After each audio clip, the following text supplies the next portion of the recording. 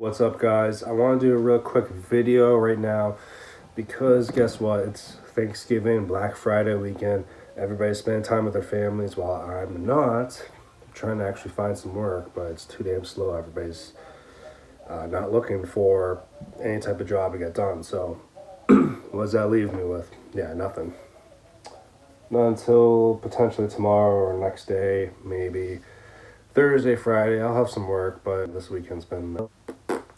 So I want to sum up my thoughts before I actually get busy again and just talk about some albums that didn't do it for me this year. I don't want to get too into detail as far as, oh, well, this band came back and two and two didn't go together and just nothing really worked out, and maybe they're like mid-tier type of albums and they weren't really valuable enough for me to put in this list because for me, guys, I really like to talk about music that actually speaks to me. I don't like to focus on the negative.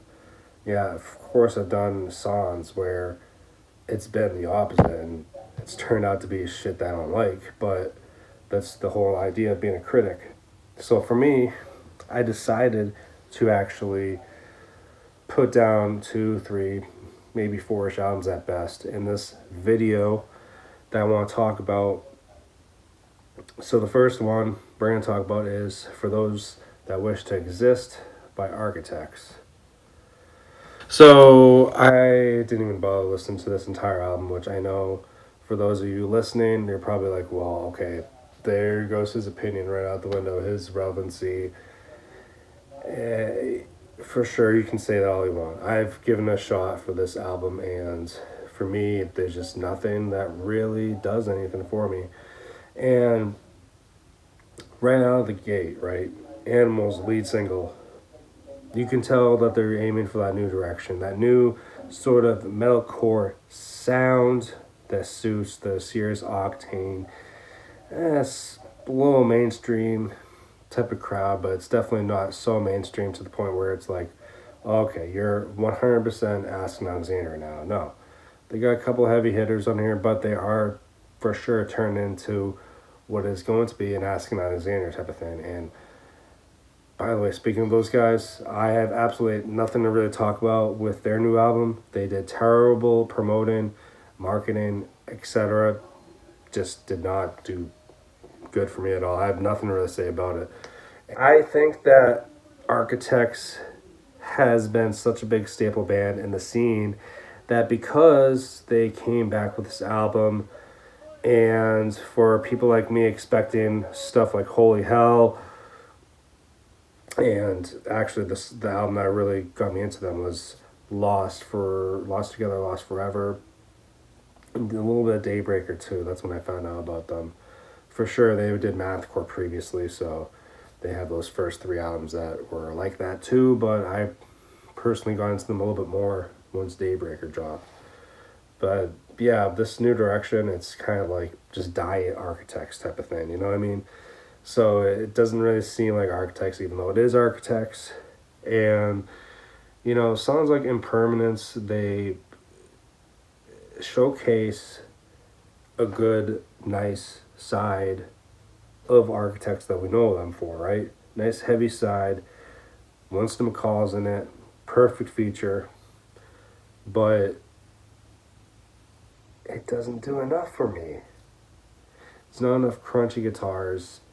And again, that can be said throughout the entire album. There's just not enough tight riff work, and I understand that without Tom being in the band, he's dead, obviously. R.I.P. to him. It's going to affect the band and their sound change a lot. But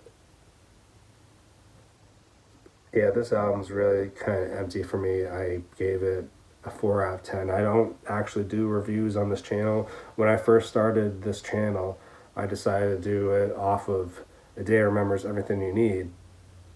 Reacted to that because I wanted to see if it was as bad as everybody else said it was. And yeah, it was bad. But at the very least, with A Day I Remember, you can at least remember the album.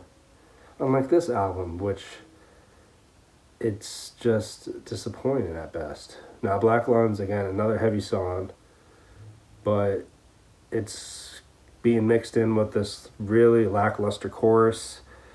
Yeah, it just doesn't do anything for me. There's a lot of features on on this album, but there's nothing that really takes home what I consider to be noteworthy.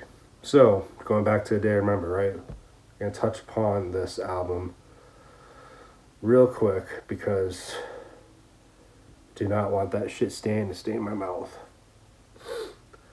You're welcome. You're welcome. Okay. A Day to Remember, this thing is like a 1.5 out of 10 at best on a good day.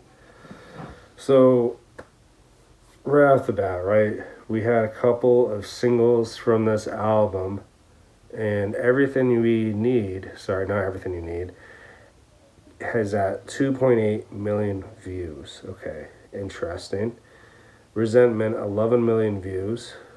Interesting. Degenerates, I don't know what that is at, but I'm not going to look that up because I don't care about that right now. And Mind Reader is another one I'm curious about. Let's see how many views they got, because that's a music video as well. So, at any rate, though, I think that A Day to Remember dropped off pretty fucking bad. Really bad. They kept delaying the album. And yeah, obviously they're not the only band who did this during the pandemic, but then they had to find their way around, you know, because shit hit the fan with Josh Woodard. He killed someone or something, you know, in a car crash. Okay, so Mind Reader's at 2.7 million views. Okay, so about the same as Everything We Need. Interesting. Even though I do think that's the best song on the album, so that's pretty damn interesting to see that. So anyways, with that aside, you know, those allegations, this was just opened up recently, which was to my surprise. I didn't know shit about this before. Songs like Permanent, Re-Entry, oh my god, these songs are all bad. Viva La Mexico. Looks Like Hell, I think, was the only somewhat tolerable song, but even that's still not great. Last Chance to Dance was basically a For Today ripoff. Although, yeah, it's the only heavy song on the album. People were saying that Resentment was heavy during that forced breakdown. And during the choruses, guys, that was basically like Lady Gaga. Like, come on. Bloodsucker, oh my god, that was basically like a Toyota car commercial right there. FYM, Fuck You Mean, I guess? Or Fuck Your Money, that's what it was. Oh my god, that was the worst song on the album. Yeah, that song was so fucking bad. So fucking bad. I really don't want to get too deep into this album, even though I'm going to say crap about it. It's a crap album. There's nothing more to it. If you want me to keep talking about it, read some lyrics, then you go to some review channels to watch that. This album just speaks for itself. The lyrics were trash, as is. But musically speaking, I mean, no riffs that stood out either. Last Chance to Dance was the only song in drop A sharp tuning, and even then, production-wise, it just felt very hollow. So during the breakdown, actually, it's kind of similar to, like, say, Anchor type of snare sounds. Oh, it's so bad. Okay, guys, that's it. That's all I want to talk about. Light the Torch disappointed me. I'm sure there's been plenty of other disappointments, but that's the only one I can really think of at the top of my head. But yeah, the two terrible albums in the rock, metal, metalcore, I'd say, so to speak. Two worst albums, Architects and A Day to Remember. They win the Shatir Awards. And again, I do think that Architects is definitely a little bit better than A Day to Remember, but it's still a pretty fucking bad album. It's below average. That's all I can tell you. So yeah, guys, that's it. I will definitely for sure do my album of the year list, work on that pretty soon. And hopefully that'll be out by next week or so. We probably have like another week worth of music. I know Volbeat and Of Mice and Men come out with albums this Friday, even though Of Mice and Men doesn't really count because those 3 EPs are on that album.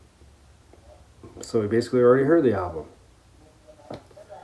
But I don't see anything else. I was looking on pre-order, so that's why I want to make this video now, because I know for a fact that there's nothing really that's really piquing my interest and something that's going to potentially be on the list, because I don't really focus too much on pop and hip-hop type of albums to be making this video really long length. So yeah, that's pretty much it, guys.